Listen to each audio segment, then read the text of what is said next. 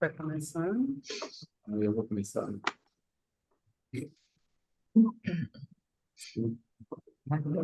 Tu vai começar. Sim, quer fazer uma. Eu tiro minhas coisas disso. Depois a Roseli, depois... Tá.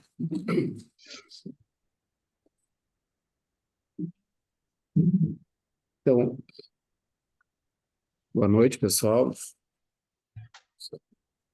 Não, tá bom para deixar. Você não está aparecendo. Alô, Gente. boa noite. Então, pessoal, antes de nós começarmos o trabalho com cartelão, eu vou falar em nome da POA, em nome da direção da POA, da coordenação do cartelão, da clínica POA e do percurso, para registrar a perda de uma colega nossa essa semana, da Raquel Alcati, que infelizmente, né, faleceu na segunda-feira. Então, esse momento é para a gente poder registrar a primeira atividade da POA pública, né, assim, então, para poder compartilhar com os colegas essa notícia. E que, então, a gente faz esse registro também em função da contribuição da Raquel, né, afinal, estava inscrita, né, no momento de formação aqui na POA, bastante jovem, né, com 34 anos, e que, então, eu acho que para eu fazer esse registro, para homenageá-la, eu vou citar uma frase que ela disse numa conversa com Alexandre Pandolfo, que também que é colega da clínica, né, e que numa troca de mensagens com ela disse para ele: às vezes a vida imaginada sai do prumo. Então, eu acho que é uma boa forma, né, de pensar em como ter coragem para viver. E no momento derradeiro, né, também se contemplar com a coragem. Então, boa noite, bom trabalho.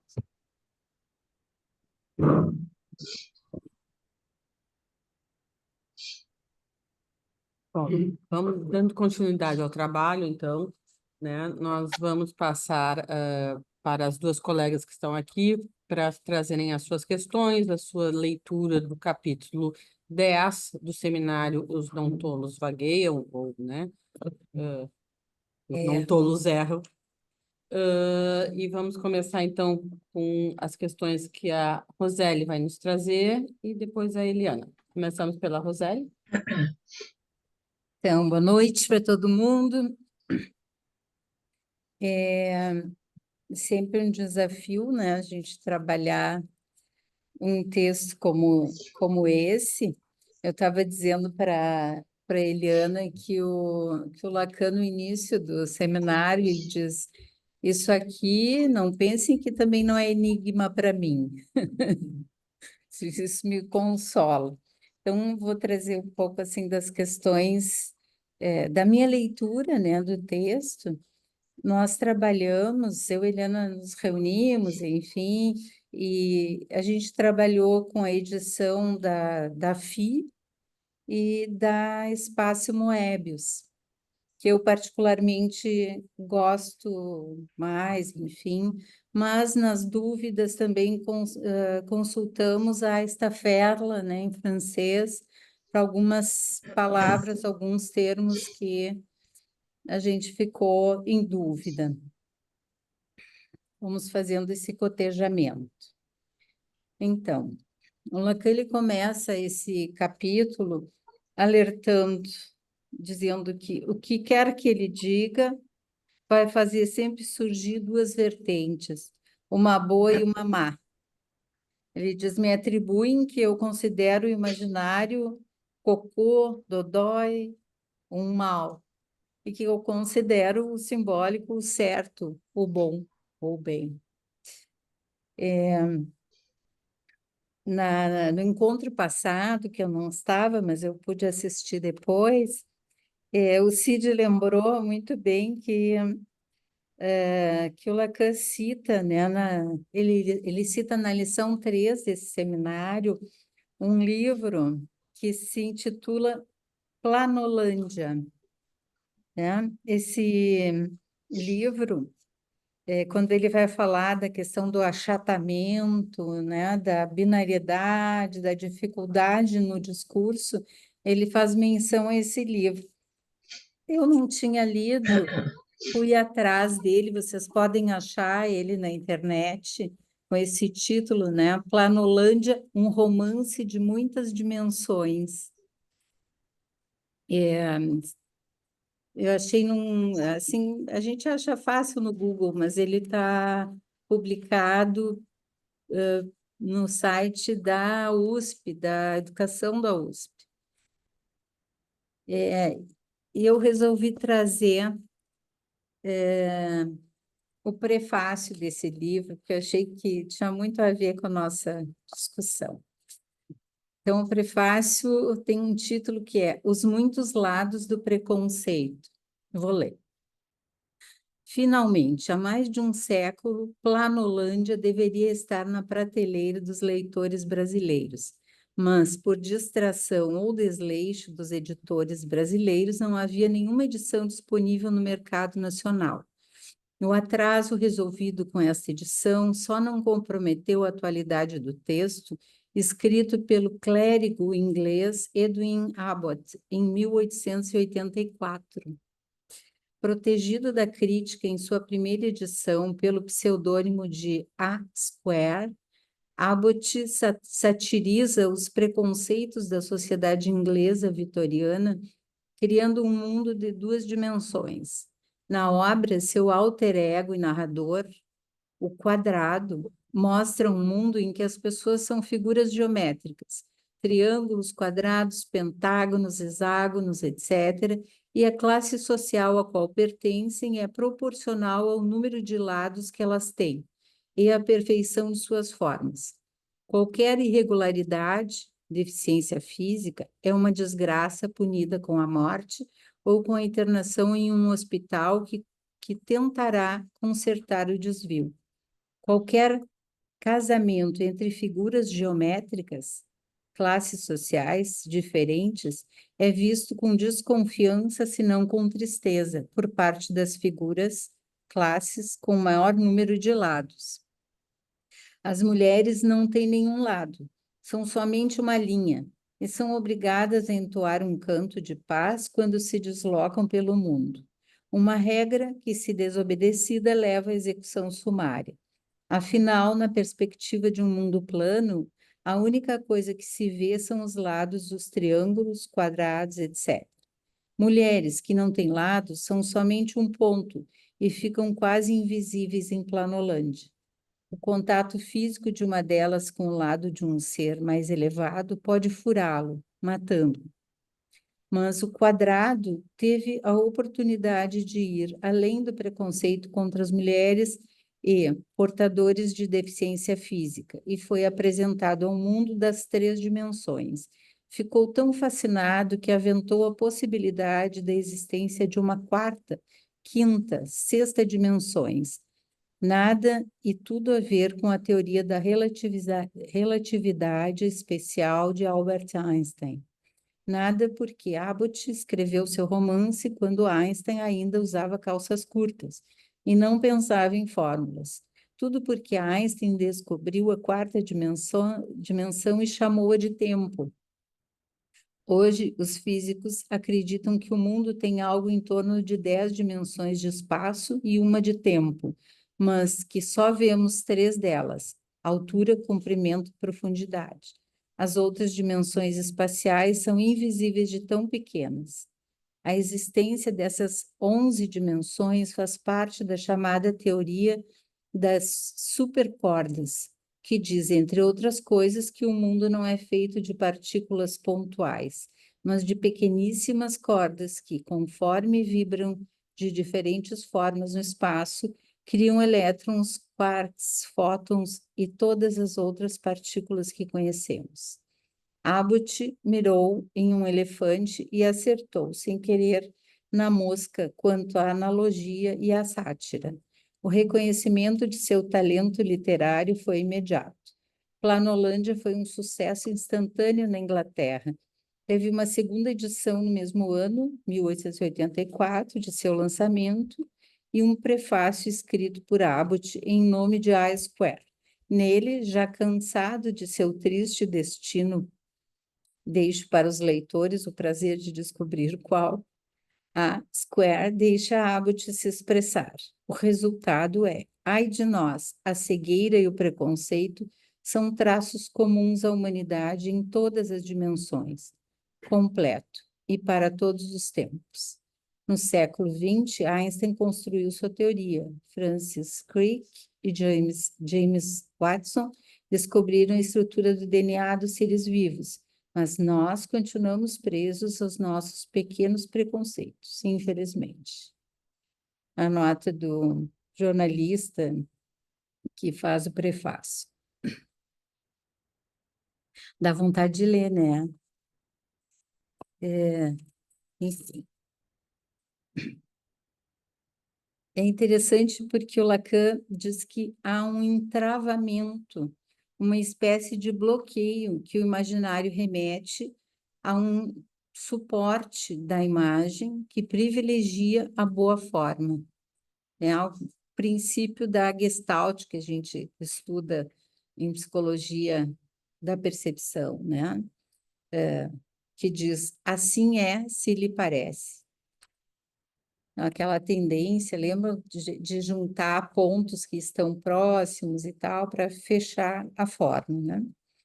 Então, tal tendência, ele diz, remete ao que é virtuoso. O título de nobreza, a antiguidade da família, está em grego, né? Kalos agathos, belo e virtuoso para os gregos. Lacan chama essa recaída de imbecilidade. Ele reafirma que é diante disso que quer dissipar o mal-entendido com o nó, porque é do 3 que se introduz o real. Se corta essa ilusão do 2, podemos dizer, em bom português. Pode-se imaginar o que se quiser, ele diz, contanto que se demonstre no simbólico, permitindo aceder ao inconsciente, né? Que ele diz, desconcerto de Lalande, desconcerto produzido por a língua, né? Ele entra, então, na relação do imaginário com o corpo. A necessidade de dormir está nesse nível, ele diz. Os animais funcionam com o sono, porém, no ser humano, o imaginário toma uma prevalência diferente, a partir do efeito de enodamento com o simbólico e o real. Aí entra a função do sonho, que acessa o desejo. São os sonhos, então, que permitem dormir, graças ao imaginário tomado no nó. É aí que o corpo diz algo que vai além de dizer que dormiu de tal ou tal hora, né? Não dormir provém de uma incomodação, de algo que demange, em francês, que a gente discutiu um pouco no eixo, tem um sentido não só de incomodar, mas de pinicar, né? Algo que pinica, diz respeito a um incômodo no corpo. A verdade incomoda, o discurso analítico pinica, diz Lacan, que entra, então, no tema crucial, a transferência. Ele faz referência ao livro de Michel Niraud sobre a contratransferência. Ele diz, né, que é um livro que tem esse mérito de falar da transferência e faz uma afirmação enigmática quando ele diz: só há uma transferência, é a do analista, uma vez que, afinal, é ele que é o sujeito suposto ao saber, né? Eu vou deixar isso como uma questão para mim, se mantém ainda como um enigma, né? Ele vai dizer que a relação do analista com o saber é regida pela estrutura do inconsciente que o separa desse saber.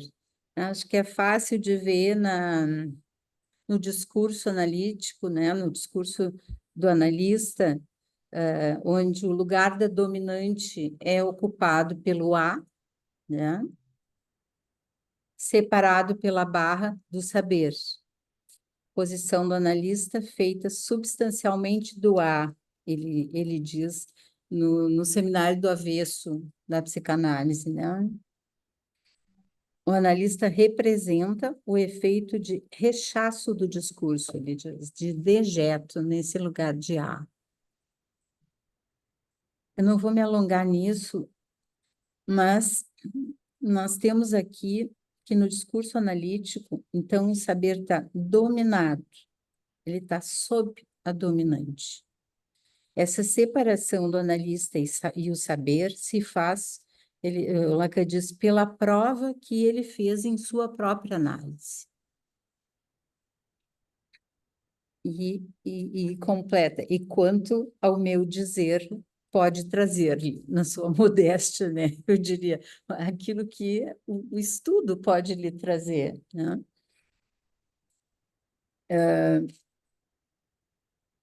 Bom, a transferência, então, ele diz, permite a entrada da verdade que ela descobre, a verdade do amor. Ela irrompe sob a forma de transferência. E é por isso que ela incomoda, é tomada como mal entendido, ele diz, né? Algo vem sendo tomada como um mal entendido que precisa ser liquidado. Mas o que a transferência expulsa e causa mal-estar precisa ser suportado pelo analista. Quando escutamos analistas em supervisão, essa questão surge. As questões trazidas na supervisão dizem respeito ao analista no que sua escuta se detém e seus pontos de ignorância, supondo que esse analista pode colocar à prova seu saber. Eu pensei em trazer um recorte aqui de uma experiência de supervisão que eu acho muito a propósito das questões levantadas na lição. Eu pedi autorização para o colega analista falar um pouco, um recortezinho assim desse exemplo. Ele me falava de um paciente muito chato, difícil de associar, que não faz muitas relações. Mencionou muitas vezes, o paciente, né, mencionou muitas vezes a forma de vestir do analista, destacando esse detalhe ou aquele. E são coisas corriqueiras na clínica, né, que eu já testemunhei muitas vezes e me incluo aí, né? Isso que nos provoca. Então, ele seguiu falando do analisante e um dos elementos importantes foi a relação do analisante com seu pai. Um homem que nunca foi afetuoso, ao contrário, muito frio, e que as únicas coisas que lhe disse foi que ele não podia ser um bêbado ou um homossexual. Eu não quero me alongar no caso, que teria muitos elementos interessantes a trabalhar, mas quero destacar isso que incomoda, que pinica na transferência. Pensando em Lacan, no seminário da transferência, nisso que parece tão simples e que é tão precioso para a clínica. Lacan diz, aquilo que lhe falta, o analisante vai aprender amando. O que falta a esse paciente é da ordem da transmissão do nome do pai, algo que o deixa atrapalhado com a metáfora. Ele é um chato, terra da Chatolândia, Planolândia, operando em duas dimensões. Um conservador, né?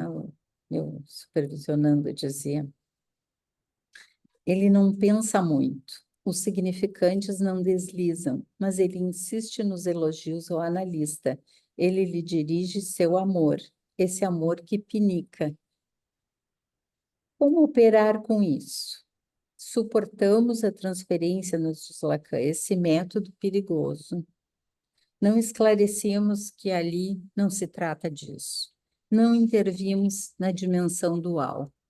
Esperamos o momento para apontar a falta amorosa da qual padece, ou outra questão que o remeta ao 3, algo que não se coadune ao império da Planolândia, onde está submetido por esse suposto bem em que o pai o prendeu.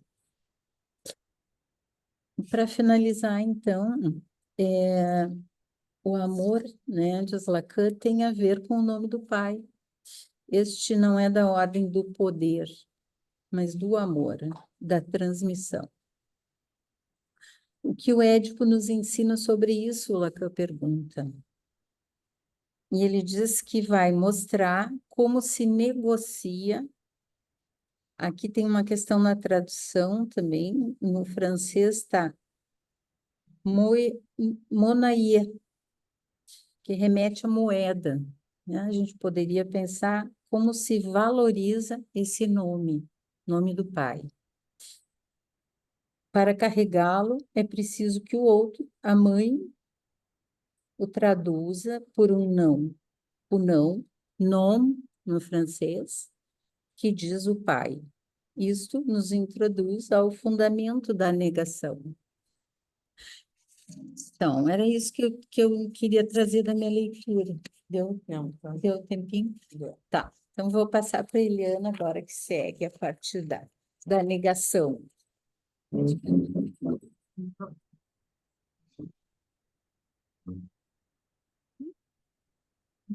Quer que eu te avise? É. Ali, então, quando a gente chegar no 15, eu te digo, tá? Bom, boa noite, colegas. Queria agradecer o convite da coordenação do Eixo, que me botou nesse desafio, e acho que esse texto, especialmente agora, essa parte que eu vou me encarregar aqui de, enfim, poder, de alguma maneira, trazer o meu entendimento, né? Acho que é um texto bastante difícil e que me desafiou bastante, né? Tentar decifrar o que o Lacan estava querendo dizer quando ele vai botar essas questões que a Roseli enunciava, assim, né? Para tirar algumas consequências que me parece que no final do texto ele vai fazer. Dei muitas voltas e vou, então, tentar mais ou menos passar essa leitura, da qual ela teve, assim, com muita conversa, né? Conversa com a Roseli, com o Otávio, que podemos conversar, e muitas também leituras, porque quando a gente é colocado nesse desafio, assim, do ensino do Lacan, um ensino que não está numa lógica universitária, que, portanto, as coisas não chegam explicadas, enfim. Isso bota sempre em jogo todo o saber que a gente tem, que está amarrando a nossa compreensão, né, desse campo discursivo, né, da psicanálise. Enfim. Então vou seguindo aí da onde a Roseli parou, né? Porque ele vai dizer que o amor tem a ver com o nome do pai, né? E que o amor sustenta um lugar. É o que nos bota no jogo, eu entendo como a gente vinha trabalhando na lição passada, né? Então, aqui ele vai dizer que para carregar esse nome, como a Roseli disse, vou repetir, não basta a mãe, aquela em que o grande outro se encarna a voz. Não basta que a mãe fale. A mãe pela qual a palavra se transmite está reduzida a traduzir esse nome por um não. Então, é esse non, né? Justamente o não que diz o pai, o que nos introduz, então, no fundamento da negação. Ele pergunta, então, se essa negação, esse dizer não, é a mesma negação do não lógico, onde o todo está fundado no ao menos um que faz exceção ao conjunto. O fora do todo, levado por esse fato, a ficção de um complemento ao todo, e faz para todo homem responder por esse fato, pelo que é não homem. E faz-nos observar, então, a ânsia desse não lógico ao dizer não proposicional, que não é direto, né? Então, tem uma passagem aí que eu acho que é justamente o que ele vai trabalhar de como se se transmite o nome do pai. Então, recorre, então, ao que faz funcionar nos seus esquemas de identificação sexual, a saber, que todo homem só pode se reconhecer, confessar, né, é savoir, né, não sei se pronuncia assim, né, que tem essa ideia, né, de reconhecimento, em algumas traduções está como confessar, né, então eu acho que ele só pode se reconhecer em seu gozo, se afirmar, né, em sua essência fálica, ao fundar-se nessa exceção de alguma coisa. O pai, enquanto pai morto, bem entendido, né, na medida em que diz não a essa essência universal. O desfiladeiro do significante, pelo qual esse algo que é o amor passa o exercício, é precisamente este não do pai, que só é não ao nível do dizer, e que se negocia pela voz da mãe. De novo, essa palavra que é monaie, né? Pela voz da mãe, no dizer não de um certo número de interdições. Isso quando a mãe aceita proferir algumas mutações, que é um neologismo que combina o não e mutações. Entendo que, então, que essas mutações, elas produzem um efeito no real, né? Então, por isso essas mutações, né? Bom, isso que está desenvolvido até aqui vai tomar toda a sua importância para buscarmos entender a diferenciação que ele proporá a seguir entre o nome do pai e o nomear para, ou nomear a, como está em algumas traduções também.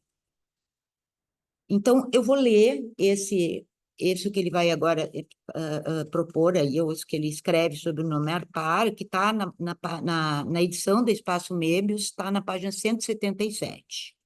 Então, ele diz o seguinte: há alguma coisa cuja incidência eu queria designar, porque é o viés de um momento que nós vivemos na história. Há uma história, ainda que não seja forçosamente o que se crê. O que vivemos é precisamente isso, que, curiosamente, a perda do que se suportaria na dimensão do amor, se é exatamente aquela, o não que eu digo, e eu não posso dizê-lo, aqui eu achei aqui isso aqui um problema de tradução que eu acho que eu já substituí aqui, porque eu acho que tem uma hora que parece em algumas traduções que ele está dizendo isso eu não digo, isso eu não quero dizer. Eu acho que esse não dessa frase é então isso, né? Se é exatamente esse não que eu estou dizendo, o não que tem que ser transmitido, né? E se eu não posso dizê-lo, me parece que, enfim, a gente sabe que isso são uma transcrição de uma fala do Lacan, então, assim, pode também ter algum problema não apenas nas traduções, mas na maneira como passou do escrito. Editado. Na maneira como passou do oral ao escrito, né? Porque o que me parece que ele está realmente aqui dizendo, assim, a perda que se suportaria da dimensão do amor, se essa de que o não que eu digo não pode ser dito, né? Não carrega um dizer, né? Não produz um dizer, na verdade, né? Então, a este nome não do pai, aí se substitui uma função que não é outra senão aquela do nomear nomear para, ser nomeado a alguma coisa. Eis aí o que desponta numa ordem que vem efetivamente substituir seu nome do pai. Exceto que aqui a mãe geralmente basta sozinha para designar tal projeto, para fazer seu traço, para indicar seu caminho. Se o desejo do homem o definir como sendo o desejo do grande outro, é aí mesmo que isso se designa na experiência. E até nos casos em que, por acaso, verifica-se que, por um acidente, ela não está mais aí, é assim mesmo. Ela quer dizer seu desejo, que designa para seu pirralho o projeto que se exprime pelo nomear a. Ser nomeado ser nomeado para alguma coisa. Eis o que, para nós, nesse ponto da história no qual estamos, é preferido, quero dizer, efetivamente, aqui está traduzido, pré-ira, passar adiante, passa na frente, passa antes, né, do que é o nome do pai. É realmente estranho que o social tome aí uma prevalência de nó, que literalmente faça trama de tantas existências. É que ele detém esse poder de nomear para, a ponto de, afinal, daí se restituir uma ordem que é de ferro. O que é que esse traço designa como retorno do nome do pai no real, enquanto precisamente o nome do pai é verworfen, foracluído, rejeitado, que por essa razão ele designa, se essa for a clusão que eu disse, que ela é o princípio da própria loucura, será que esse nomear para, não é o signo de uma degenerescência catastrófica? Bom, para trabalhar isso, eu tomei uma fala da Silvia Amigo,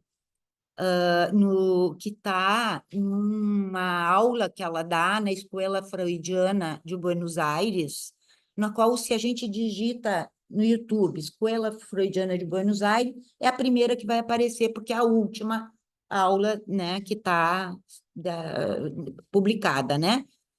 E é interessante porque ela, para falar, ela o tempo inteiro diz, não, eu tenho que ir um pouco rápido porque eu quero chegar no nomear para, no nomear para. E é interessante porque ela vai dar toda uma aula sobre o quadro da sexuação, né? Infelizmente, ela deixou um tempo muito curto no final para falar do nomear para, mas, enfim, depois de muitas voltas nisso, então eu vou dizer como, porque o que ela alerta, e eu acho que isso é importante, que é que isso pode ser tomado numa má leitura, né? Que isso pode ser entendido mal e que nos deixaria fora do campo da psicanálise, né? Então, ela faz todo esse trabalho para poder dizer, tá aqui o nome para, né? Então, eu vou seguir ela, tá? Então, ela diz, a diferença entre o nome do pai e o nomear para é a diferença do 3 para o 2. O que fica abolido é a função fálica, e para isso basta a mãe. Não há nenhuma triangulação. O 3 é necessário para fazer a trança, o nó, o enodamento, né? O que denota a bancarrota do amor, que é uma frase que ele vai usar, o Lacan, no seminário do semblante, eu acho, né? Que ele vai falar sobre isso, né? Ligando a questão da psicose. O amor é os nomes do pai, é dizer não. Ela lembra da entrevista do Freud, de uma entrevista que o Freud deu logo quando ele estava já bem velhinho, saindo, né, de Viena e indo para Londres, né? Então, nessa entrevista, ele diz que no início ele tomava o mal-estar como estando ligado, estando referido à repressão das pulsões. Mas depois ele diz que se dá conta de que ele também esse mal-estar está ligado a quando não se restringem as satisfações pulsionais. Então, fala do equilíbrio entre proscrições e prescrições, um equilíbrio necessário, né, que tem que estar aí, né? Então, o nome do pai implica no corte com o objeto. O nomear para implica que o sujeito não se possa mover 1 milímetro, ele está numa ordem de ferro, né? Eu entendo aqui que o corte com o objeto propicia que o sujeito possa começar a se perguntar que objeto ele é para o outro, o que vai levar à formação do fantasma, que é uma resposta subjetiva que ao mesmo tempo orienta e tampona o desejo, cuja gramática permite interpretar a posição libidinal de cada um diante do desejo do outro, ao que estamos de origem alienados, como reafirma Lacan nessa lição, né? O sujeito que não entra em consonância com a lei não pode aceder ao objeto como causa de desejo, né? Então, Silvia chama atenção também chama atenção que Lacan, quando fala do nomear para, não usa o termo psicose, mas usa loucura. Ela vai falar que as figuras da loucura seriam aí infatuação, a lei do coração, quer dizer, que é uma lei do se eu quero, e não está referido, né, a uma lei de corte, né, e a bela alma. Aí ela dá como exemplo para ela, eu acho que isso é uma coisa que é muito importante, assim, nesse exemplo que ela dá, que ela acha muito cristalino, para dizer o que seria o nomear para. Ela vai falar do exemplo, então, de um escritor que se chama Romain Gary. Vai sair um livro, ela fala que vai ser um livro sobre ele, né? Sobre este homem.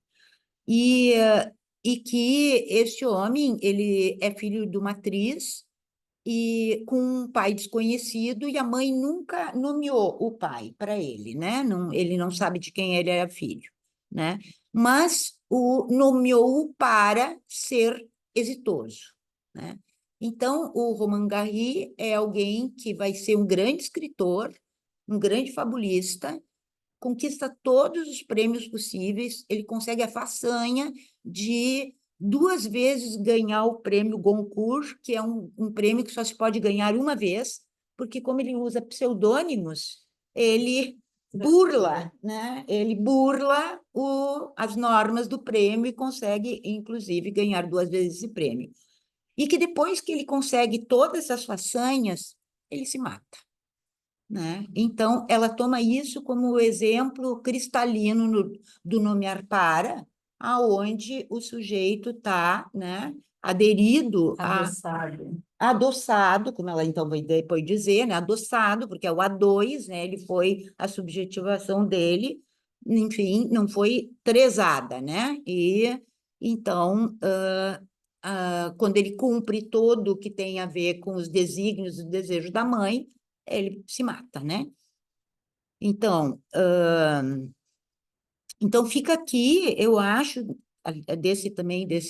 disso que foi desenvolvendo através do trabalho da Sílvia, sobre essa diferenciação entre a questão da loucura e da psicose. Eu acho que isso é algo que a gente, né, lança um trabalho, né, que a gente, enfim, poderia se engajar também. Chegamos em 15.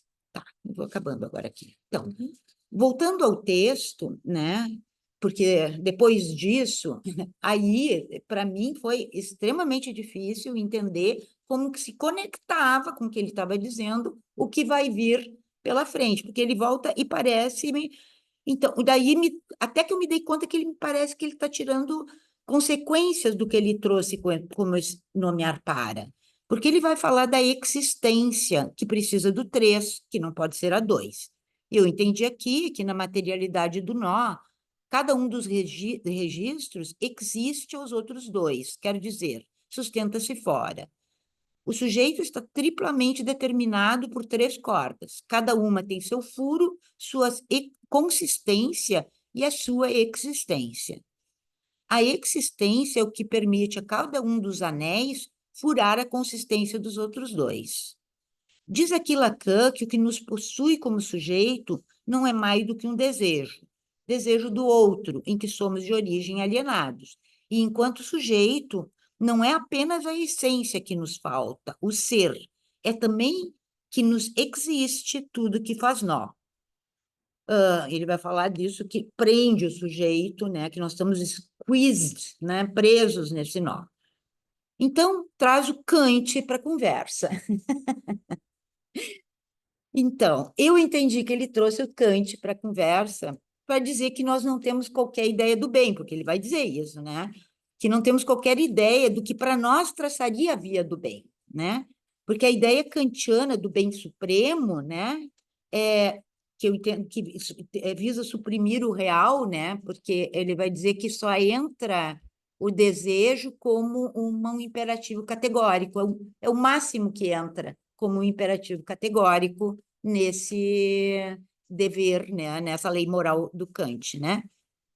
Então, então, me parece que o que ele está juntando é que essa ideia kantiana do bem supremo, que visa suprimir o real, ao ordenar um dever, seria a ordem de ferro para um sujeito. Eu acho que, de alguma maneira, ele está endereçando isso, né, Então, a minha pergunta seria isso: será que ele está ordenando, então, ao ordenar dever, então, tem essa ordem de ferro instaurada pelo nomear para aí, né? Essa é uma questão que me ficou assim.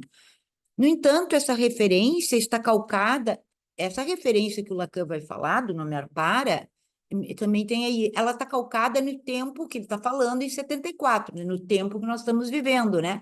E o Kant está lá em 1800 e pouco, né? Então,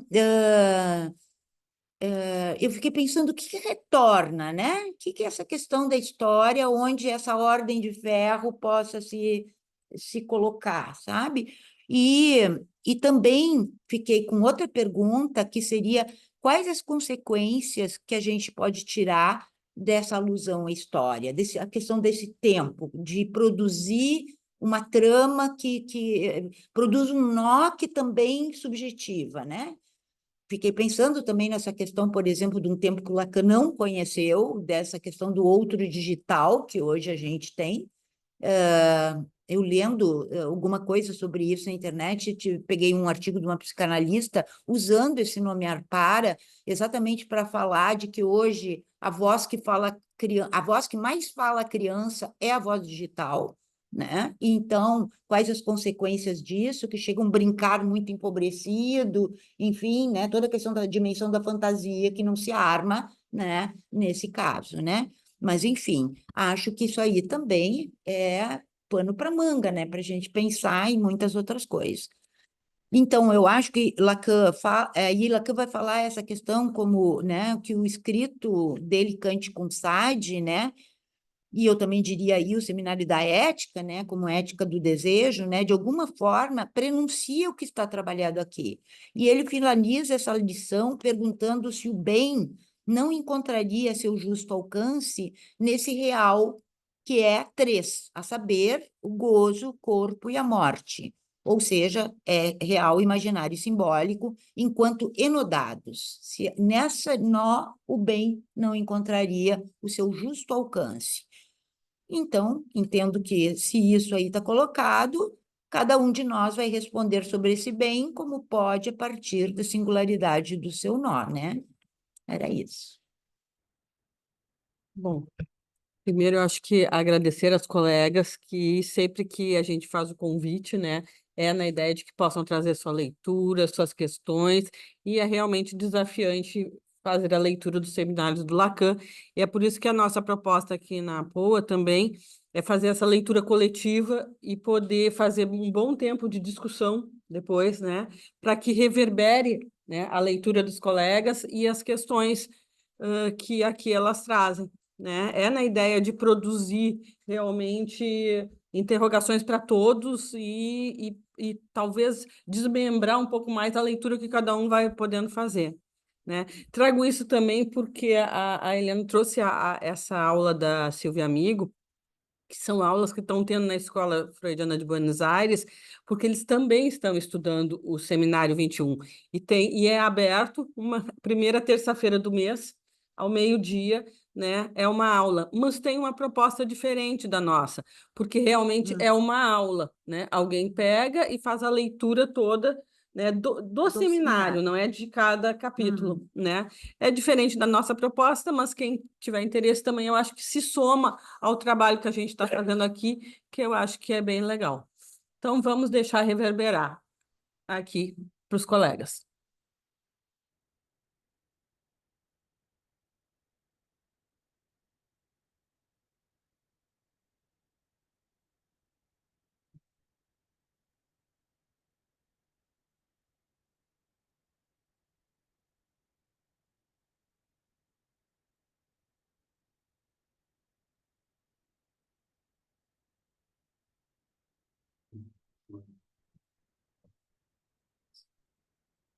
Tem que tirar, ele abre, abre pode falar aí, Robson. Boa noite. Me escutam? Sim, Então, mais uma vez, é, nunca é demais repetir, muito obrigado, Roseli e Eliana, por, né, darem algo de si nessa lição que efetivamente como a Roseli lembrou, né? Não pensem que isso é misterioso só para mim, é para todos nós. Misterioso para ser assim, digamos, otimista, né? Então, vamos ao. Eu fiquei pensando muitas coisas enquanto vocês falavam, e primeiro na forma, eu diria, delicada e suave que vocês entraram com o seminário, né? Primeiro, Roseli, arriscando um palpite com relação, né, a essa ideia de que só há uma transferência do analista, né, porque ele é quem importa o sujeito suposto ao saber, né, que o Lacan faz, dentro dessa mesma lógica, aquela afirmação de que só há resistência do analista, a resistência à expressão do inconsciente. E eu veria nessa direção essa ideia de que é o analista que tem que suportar os efeitos da transferência. E daí toda a crítica à contra-transferência que ele faz desde a década de 50, se vocês estão lembrados, naquele artigo que eu acho tão bonito, né? Intervenção sobre a transferência, lá nos escritos, né? Nos anos 50. E me fez lembrar também a lembrança do filme do David Cronenberg, né? Um Método Perigoso, não sei se vocês se lembram, é um filme de 2011, né? Já faz mais de 10 anos, em que o Cronenberg centrava muito na relação do triângulo entre Sabine Spielrein, né? Freud, né? E Jung. Bom, se naquele momento eu fiquei pensando muito na relação, né, porque fui para ler as cartas trocadas entre Freud e Jung a respeito da Sabina, etc., uma das coisas que, quando, né, vocês falaram, me voltou foi isso, de que ali o cineasta, né, expressa muito claramente os efeitos da transferência entre o Freud e o Jung. Vocês se lembram que isso provoca um abalo, né, no Freud, né, tanto por se sentir traído, quanto, né, por apostar no Jung. Ele desmaia praticamente em alguns momentos, né, no encontro com Jung. Se lembram? Não sei, se vocês estão lembrados do filme, vão ver que então o que me chamou a atenção é que justamente essa transferência fica muito explícita, né, no filme. Recomendo, quem quiser ver de novo, vale a pena. Um método perigoso, justamente, né? E a outra coisa, desculpa, eu vou andar mais rápido para não ocupar tanto tempo, tá? Eliana, eu fiquei pensando também o seguinte, né? De que a transmissão do nome do pai se dá por um recalque. Ou seja, o corte que é feito, né, com relação ao objeto, né, que é, né, separado e que é perdido, precisa ser recalcado, para que tenha efeitos, seja de transmissão e efeitos de desejo sobre um objeto, né, inalcançável. Eu fico pensando disso porque às vezes a gente se expressa como, né, de que tem que ficar o desejo como se fosse alguma coisa, né, palpável e não que fosse sinal de um corte. E que talvez, né, 50 anos depois, o seminário é de 74, a gente tenha que se haver justamente de que, né, significante, vou dizer assim de uma forma um pouco, talvez enigmática, significante não é signo, né? E que esse nomear A, que fica no 2, que fica no, né, no adoçado, né, no açúcar, como Gilberto Freire escreveu uma vez, né, sobre isso, e que aí dissimula, né, justamente o apelo a que essa ordem férrea retorne, como se escuta muito. Ou seja, de que seja insuportável de que um significante, né, represente um sujeito para outro significante, que o inconsciente se estrutura nisso, nessa relação triádica, e não numa relação dual, né, onde o inconsciente seria signo de alguma coisa, que é o que comumente se vê e o que a gente tem que, né, efetivamente, né, suportar e tentar, né, encontrar, né, as brechas, né, nisso, né, que é recalcado e que é necessário que seja recalcado para que a gente possa aceder a algo da ordem do desejar. Bueno, um pouco paro por aqui. Sidney. Oi. Então, realmente quero agradecer, Roseli e Eliana, porque vocês puseram muito de vocês hoje, né? O trabalhão que vocês tiveram, dá para perceber. Obrigado.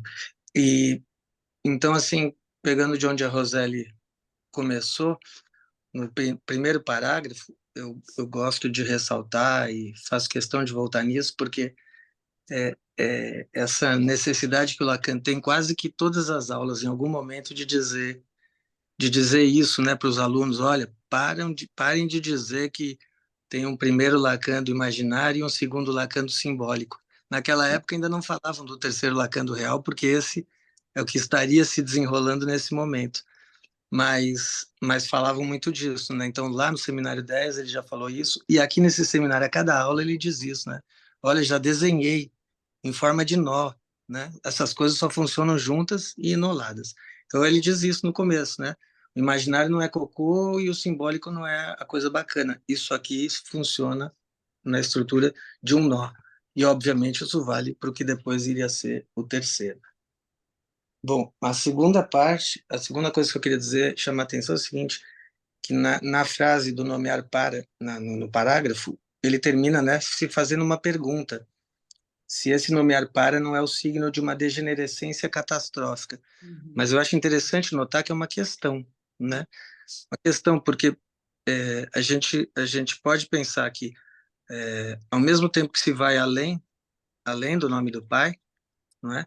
Mas uma coisa é ir além do nome do pai, podendo se servir de um traço simbólico, né? Outra coisa é recusar o nome do pai, né? Então, nessa franja, a gente pode ter o retorno de um pai terrível e de uma ordem de ferro. Ou, quando a gente vai além, se usando das possibilidades, a gente tem um pouco de liberdade. Então, é um pouco do que a gente vê, quer dizer, hoje em dia é possível muito mais coisas, né? Em termos de saídas subjetivas para cada um, é possível milhões de saídas subjetivas que no passado não eram possíveis. Ao mesmo tempo, a gente vê um retorno da Ordem de Ferro, né? Nesse movimento neopentecostal, por exemplo, nesse movimento da extrema-direita com, né, tanta tamanho. Então, a gente tem hoje, por exemplo, o retorno, né? Ele fala aqui, o que acontece com esse forcluído, com esse rejeitado, de que jeito que o nome do pai retorna no real, não enquanto simbólico, mas quando retorna no real. Eu penso que ele retorna, por exemplo, como um Deus traduzido, né? Quer dizer, existem aqueles que traduzem o que Deus quer que se faça, o certo e o errado. Por isso que vem Kant também lá embaixo. Esse Deus traduzido, né, por um lado. Por outro lado, a gente teve o episódio do broche, agora no fim de semana passado, né? Teve um broche do imbrochável e do incomível, né? Vocês devem ter visto, né? A gente ri, né? Mas acontece que é aquele tipo de piada que pode virar também tragédia, né? Porque esses caras um deles, o Milei, tá mandando na Argentina, o outro já teve aqui, né? Enfim, Tinha o Imorrível também. Era tem o três hemorroida, coisas. Também claro, era três também. O mas Imorrível estava junto. pois é, mas parece que no broche eles tiraram o imorrível, ficou só o incomível e o imbrochável. O pessoal sugeriu que também pusesse o Mas tá lá terceiro. no broche, o Imorrível. Tá Ah, lá. tá, também. Ah, bom. Sim. Então ficou faltando o quarto I, que é o inelegível, né? Que o pessoal sugeriu de. Mas é como o quarto nó, né? Seria. Bom, mas eu queria dizer uma coisa, então, que esse seminário me parece que ele é de uma atualidade absurda, né? Porque a questão da Planolândia, que a Roseli lembrou no início, né? Mas ele faz a gente pensar a relação com a verdade, a relação com as leis, quem fala do lugar da verdade, não é? Então, o, o- teve também essa semana, não sei se vocês viram, a semana passada, teve um debate no Congresso Nacional entre o Nicolas Ferreira e a ministra do Ministério das Mulheres. E ele perguntava para ela insistentemente o que é uma mulher.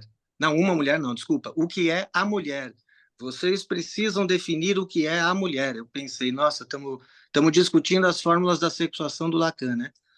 E aí ela respondia para ele, não, veja bem, eu não sou ministra do Ministério da Mulher, eu sou ministra do Ministério das Mulheres. As mulheres têm que ser ditas no plural, e aí ela dá toda uma explicação, sem entrar em nada de psicanálise, mas extremamente lacaniana, e o debate vai por aí, e ele acusa ela. Então, essa questão da ordem de ferro retornando no real, ela é extremamente atual para a gente. E o Kant, que aparece aqui no final, né, com esses imperativos categóricos, né, é justamente o ponto onde o Freud se inspirou para criar a instância do supereu. Ele diz, é desse ponto aqui, o supereu é exatamente igual a esses imperativos categóricos que o Kant fala, não é? E depois o Lacan seguiu por aí também. Então, queria lembrar e dizer isso, né, do quanto é atual essa questão de dizer da gente viver na planolândia, é o que as pessoas dizem como polarização, como binarismo. Isso que se chama de binarismo e polarização é o que o Lacan aqui estava chamando, né, de planolândia, né, se apoiando nesse texto, ou do dois, né, da lógica do dois, onde a gente pode cair e ficar. Bom, era isso por enquanto. Ó, vou aproveitar que eu estou aqui do lado. Que esse nomear para, quando eu escutei, e ali como ele coloca como questão, né, se isso não seria algo, sei lá, trágico, ou como é que ele coloca a palavra? Signos de uma degenerescência Sigo de uma... catastrófica. Bom, terrível. Só isso, terrível. Mas eu tenho que pensar que quando eu li, e essa questão que para isso a mãe pode fazer isso sozinha, também me veio um pouco da questão da clínica, né, que ele fala da questão da loucura, né, quando, bom, o nome do pai não está, fala que ele já tinha construído a questão da forclusão, mas que quando a mãe consegue, pode parecer assim, quando a gente está no terreno fértil, né, onde o nome do pai está presente e possível de transmissão, bom, é um terreno de maiores possibilidades. Mas fiquei pensando quando o terreno é árido, né, e não se deu a possibilidade do nome do pai ali estar fazendo 3, nomear para faz uma possibilidade de que esta mãe indique pelo menos essa cria para fora dela, né? Pode não ser um destino, é um destino de ferro, no sentido de indicar por onde ir de forma rígida, né? Mas a gente também encontra, por exemplo, um Joyce, que consegue, né? Mas que tem a questão da palavra como um nomear para alguém que vai deixar em aberto a sua obra para ainda ser um enigma para ser decodificado em muito tempo, à frente de si mesmo, mas só que ele não tem o nome do pai para transmitir para sua filha, que vai fazer um quadro de esquizofrenia, né? Então, para poder dizer que alguns se servem desse nomear para e conseguem fazer algo possível de existência. Para a gente não entrar um pouco nessa coisa do bom e do mal, né? No sentido de, tem que ser assim ou não tem que ser assim. A gente não escolhe, né? Eu tenho o nome do pai, né? Na minha trança. Eu tenho mal trançado, mas tá ali. Eu tá falhando mesmo. Não é assim, né? Então, assim, também porque no nosso trabalho a gente vai trabalhar com o que ali se apresentar como possibilidade, né? E se o sujeito chega assim, nomeado para alguma coisa, o que a gente vai fazer com isso? O que a gente vai poder, talvez, flexibilizar dessa coisa tão rígida, mas sem negar que se ele está assim, é porque isso está sendo necessário para ele ser assim, né? Acho que trazer um pouquinho disso da clínica eu acho importante. Márcia.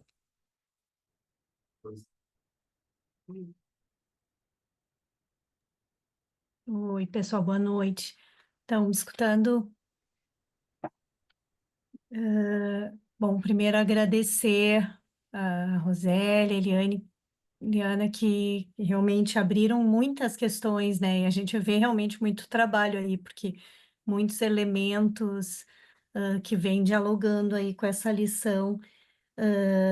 Mas seguindo aí nesse ponto da Planolândia, mas também do nomear para, né, desse laço, então, aí que se constitui ainda binário, e que bota fora, enfim, de alguma forma, tenta, de alguma forma, suprimir o real, mas marcando, né, que é o que eu acho que ele vem, o Lacan, o tempo todo nessas lições aí desse seminário, trazendo isso, que o se constitui pelo três, e essa questão do não que diz o pai, né, esse nome do pai.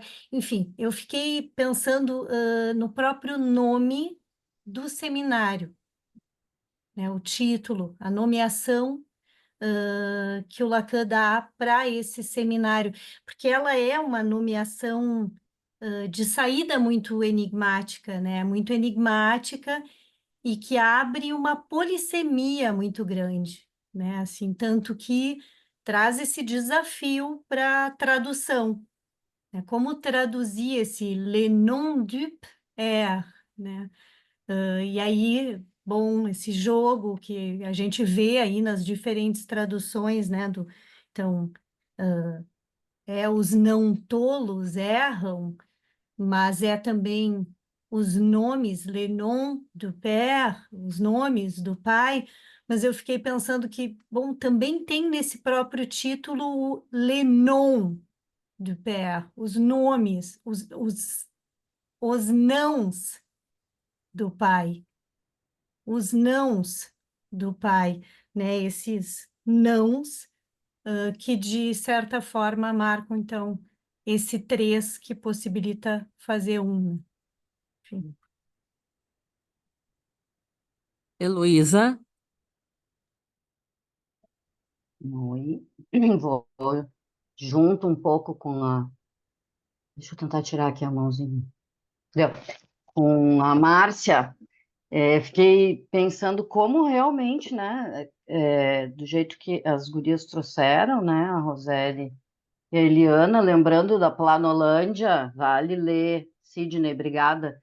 Como isso está sempre mesmo em questão aqui, né, do 2 e do 3, o tempo inteiro. E aí, eu fiquei também me lembrando disso do nome do seminário, que também é os nomes do pai, porque então agora quando a Eliana, né, trazia o modo que a Silvia Amigo leu, né, entende, propõe pensar o nomear para, ela estava então nos contando que dessa diferença do nome do pai para esse nomear para, mas são três, né, nomes do pai. E parece, eu fiquei com essa impressão do não, né? O não, isso que a Márcia estava sublinhando, que também é homofônico no título, né? O não do pai, os não do pai, que está aqui bem falado nessa lição. Justamente fiquei me lembrando disso, de que todo o tempo ele está tentando construir, né? O 3, introduzir o 3, ele diz isso muitas vezes ao longo desse seminário, que é o real, né? Que ele está tentando mostrar, ele diz mostrar, fazer entrar na conta. Então, eu fiquei pensando nisso dos pais, né? Do 2 e do 3, desse nomear para e dos nomes do pai, que justamente são três: pai real, pai simbólico, pai imaginário. E quando ele, nisso que a Eliana estava lendo aqui, que termina com essa pergunta da degenerescência catastrófica, não é pouca palavra, né? Não é uma coisa leve, né? É uma pergunta, como o Sidney falou. Será que esse nomear para não é o signo de uma degenerescência catastrófica? Um pouquinho acima, a Eliana leu também para a gente, né? Que o nome do pai, aqui nesse caso que ele está pensando, que poderia dar em degenerescência catastrófica, é forcluído, rejeitado. E eu fiquei com a impressão que ele pode estar falando, né, desse momento que a gente vive na história, é o mesmo tempo que ele está escrevendo, ele recém escreveu uma tema do discurso do analista, ele vem do capitalista, aqui ele está falando do analista, e justamente no discurso do capitalista, ele fala isso, né? Que o pai real é forcluído, fica forcluído, que é não por acaso o agente da castração. Eu fiquei com a impressão, não sei se isso faz sentido para vocês que trouxeram a lição e para os colegas que estão aqui pensando, que talvez pode ser disso que ele esteja falando, e por isso usar isso do degenerescência catastrófica, que sim, a gente sabe que não é propriamente uma degenerescência catastrófica, mas que a coisa funciona no registro do signo que o Robson estava lembrando, né? E não do significante, quando a coisa é... Eu fiquei com a impressão, estou tentando dizer que pode ser que o dos nomes do pai, o 2 e o 3, porque talvez o pai real esteja excluído. Nisso que ele está tentando pensar aqui, do momento atual, da possível degenerescência catastrófica, enfim, lanço como questão que eu fiquei pensando. Vamos falar? Então, Otávio, primeiro.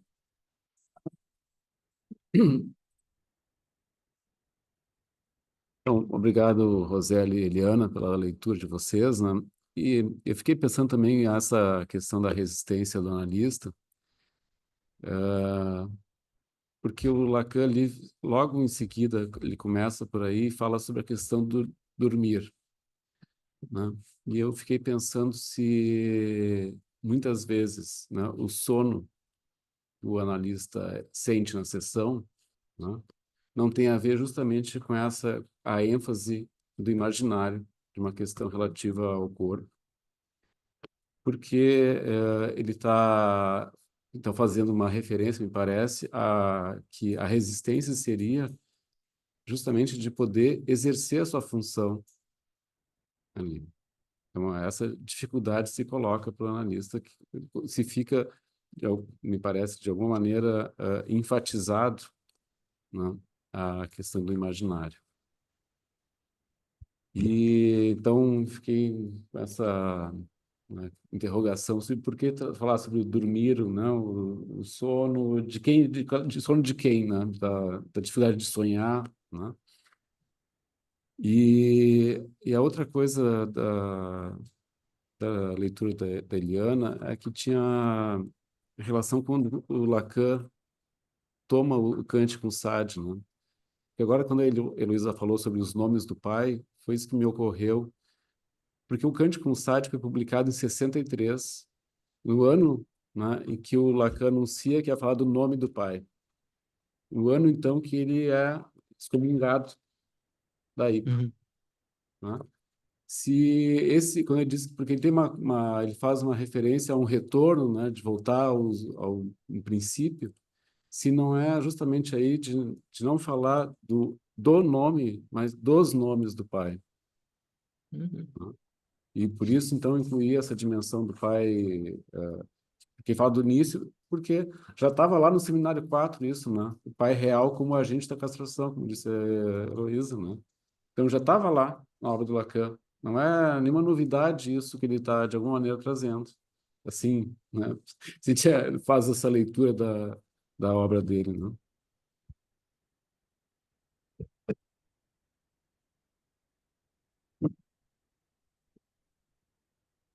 Cid, Só uma coisinha rápida, a partir do que a Márcia falou, né, do título e o que o Otávio acabou de falar agora, de lembrar o seguinte, que ele fez uma promessa, e ele repetiu essa promessa em todos os seminários seguintes a esse seminário que ele deu só a primeira aula e depois interrompeu, de que nunca mais na vida ele iria falar sobre os nomes do pai. Então é interessante porque aqui ele traz uma coisa do ensino dele em ato, né? Ele diz assim que a verdade ela costuma aparecer através da mentira, né? A partir da mentira. Então Lacan ficou 10 anos dizendo nunca mais eu vou falar dos nomes do pai. E esse ano ele resolveu falar dos nomes do pai. Então ele conclui, né? Ele de certa forma concretiza uma mentira, mas ele faz dessa forma, né? Dessa forma assim oblíqua, né? Digamos assim. E, e é interessante porque a aula única do seminário, ele nunca deixou, nunca permitiu que fosse publicada enquanto ele estivesse vivo.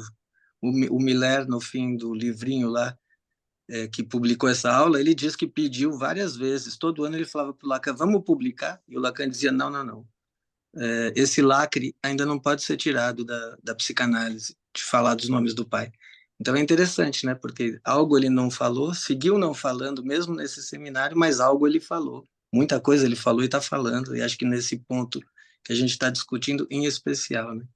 Então era isso. e ficou repetindo que não ia falar. Repetiu o não muitas vezes. Nossa. Quer falar? O Robson está lá de mão. Deixa o Robson. Robson? Então, vou falar bem rápido, porque já estou aqui me repetindo, mas é a partir de que vocês estavam comentando, né, Márcia, Heloísa, né, e também Maria Ângela, sobre a clínica. É bem interessante isso que o Sidney lembrou, de que, bom, Lacan também era mentiroso, né? Então, o pai não é total, nem totêmico, tá? Porque a gente também pode cair, né, justamente como vocês lembraram, numa idealização, né, dos nossos pais, né, sejam eles intelectuais ou não, dos nomes dos pais, né, que os psicanalistas tomam, né, e acabam tomando como verdade única também. Esse é o risco que a gente corre, tá? Porque esse impulso à totalização, né, a chamar o Homem de Ferro como nosso herói, né, tá aí, né? Nós não somos bela alma, como foi dito aqui, né? Nós corremos o risco também nesse sentido. E aí queria pensar uma outra coisa que aparece, né? A ideia da degenerescência, do risco, né? Bom, se nós tomamos, né, o risco da escuta, de nos suportar a transferência, a gente também vai ter que pensar que um movimento, aquilo que é da ordem do novo, aquilo que é da ordem da invenção, tem que vir por uma degenerescência interna. Ou seja, não me parece que seja que corre o risco, tá? Mas, ao mesmo tempo, ter que aceitar, né, que algo caia internamente, por um movimento e por estrutura própria disso que a gente sustenta. Por isso que a gente pode falar em o não, né, mutação, né? Porque a mutação é algo que aparece no organismo internamente, na própria estrutura.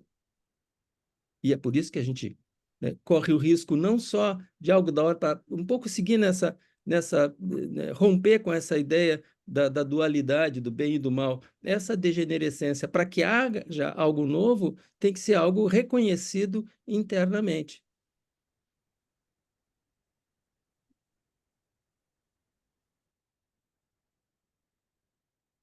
Vamos voltar aqui para a mesa. Rosélia, Eliana. Algumas coisas assim que na discussão me vieram, né? A questão do não todo, que também nessa conferência da Silvia Amigo ela vai destacar, né, que o não todo é o que o Aristóteles recusou e que o Lacan tomou justamente para contrapor ao universal, né? Que é, então, né, isso que é tão interessante, que é não toda a verdade, não todo o saber, quer dizer, a parcialidade, né? E acho que não é à toa, né, que coincide com a sua expulsão a questão, né, do quanto ele vai enfatizar essa ideia do, enfim, vai trazer a questão do nó, a referência à excomunhão é chamar a IPA de igreja, né? De acusar a questão religiosa presente aí. E eu acho que, bom, isso se dava com Lacan, mas isso já vinha como um ar do tempo, né? Que chega hoje em dia para nós da forma como chega, né? Enquanto a questão religiosa está presente no discurso atual, né? Numa época em que o discurso que combate tanto o binarismo está tão colocado como discurso binário, né? Isso que a gente fala às vezes do o cancelamento, né? Quando rapidamente uma pessoa diz algo e cai todo mundo em cima a julgar e temos um tribunal o tempo todo presente, é justamente estar tentando combater o binarismo, o conservadorismo, mas num modo discursivo que é binário, né? Eu lembrei de uma coisa que agora que o Robson falou do não sermos a bela alma, lembrei de outra coisa que tu falou outro dia, Robson, que me ficou muito presente, que tu disse assim, será que estarmos à altura do nosso tempo?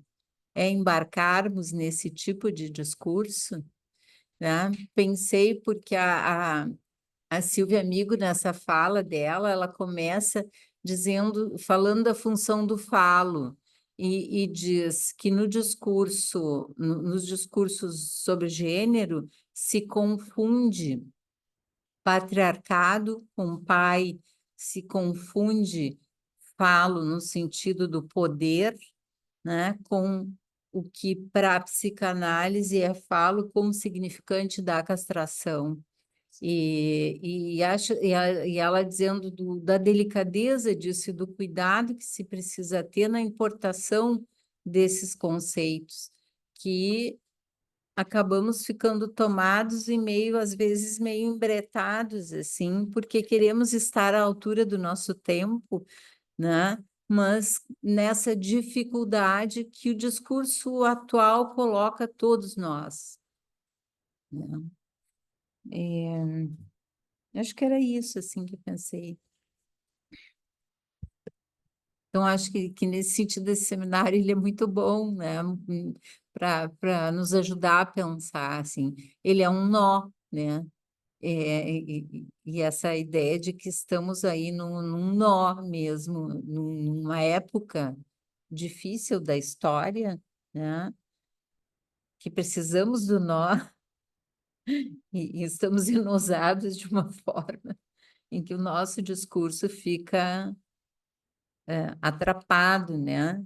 Assim, difícil, enfim, que realmente, né, pensar a partir disso que o Lacan nos traz, nos ajuda, pelo menos, a entender no que estamos presos, né?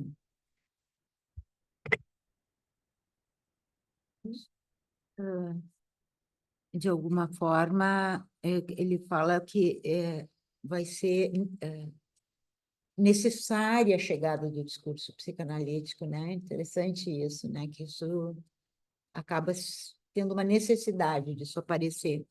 Mas eu também queria dizer o quanto foi rico escutar vocês, porque coisas que eu, enfim, essa questão que tu trouxe, né, dessa lembrança dessa posição do nomear para, né, Ângela, no sentido de que também aponta para algo que, enfim, que o sujeito pode estar ali, que vai nos chegar, pode que o sujeito produz como uma resposta, né?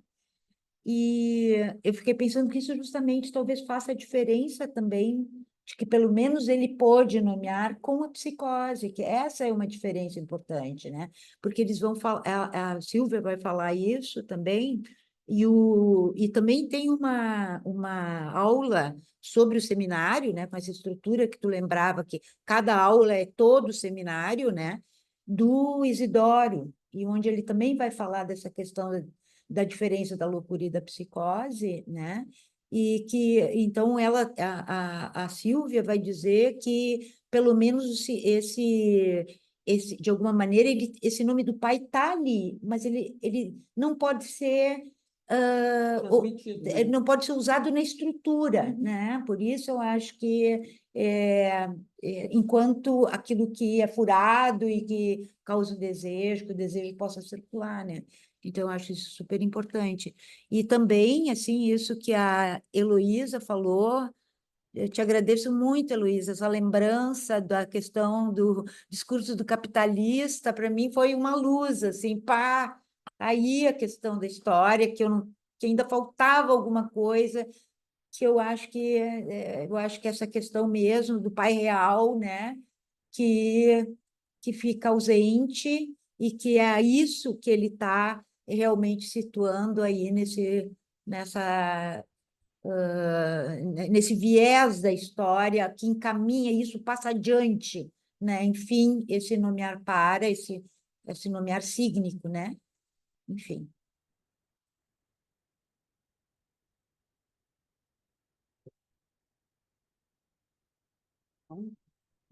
Então, 27. Mais alguém tem alguma questão? Estamos nos encaminhando para o final. Bom, questão tem mais umas 200, mas eu acho que a gente pode terminar, né? por hoje. Tá bem. Bom, então, já nos encaminhando para o final, vamos falar, o próximo encontro vai ser dia 1º de agosto, tá? Não vamos fazer umas pequenas férias, né? Julho, para quem tiver férias escolares, aproveitem, né? E aí nos vemos no dia 1º de agosto, novamente híbrido, na tela, e aqui os colegas que quiserem, possivelmente vai estar mais quente.